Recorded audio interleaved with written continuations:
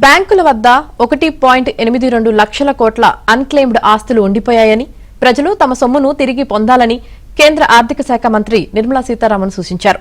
గుజరాత్లో మీ సొమ్ము మీ హక్కు పేరుతో నిర్వహించిన కార్యక్రమంలో పాల్గొన్న నిర్మల అవగాహన, ప్రచారం, కార్యాచరణ అనే 3 అంశాలపై దృష్టి సారించాలని కోరారు.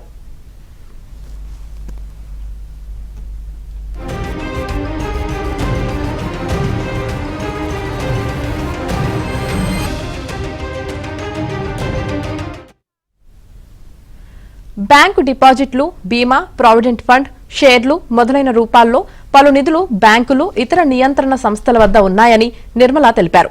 ప్రజలు అవసరమైన పత్రాలతో వచ్చి తమ సొమ్మును తిరిగి పొందాలని ఆమె సూచించారు.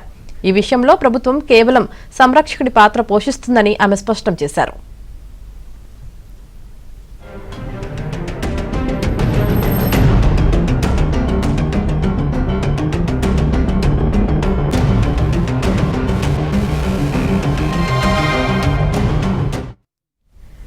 ఎవరూ క్లెయిమ్ చేయని నగదు దీర్ఘకాలంలో ఒక సంస్థ నుంచి మరొక సంస్థకు బదిలీ అవుతూ ఉంటుందని నిర్మలా సీతారామన్ వివరించారు. బ్యాంకుల నుంచి ఆర్బీఐకి, సెబీ నుంచి మరో సంస్థకు నగదు మారుతుందన్నారు. క్లెయిమ్ చేసుకుని ఆర్థిక వనరుల కోసం ప్రభుత్వం ఉద్గమ్ పోర్టల్ను అందుబాటులోకి తెచ్చిందని, దీని ద్వారా పౌరులు తమ సొమ్మును క్లెయిమ్ చేసుకోవచ్చని ఆమె తెలియజేశారు.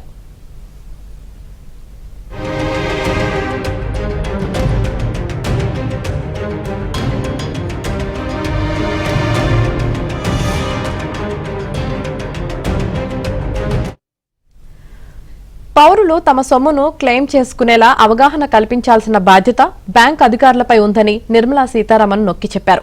అవసరమైతే బ్యాంకులు గ్రామాల్లో ప్రత్యేక స్టాల్స్ ను ఏర్పాటు చేయాలని సూచించారు.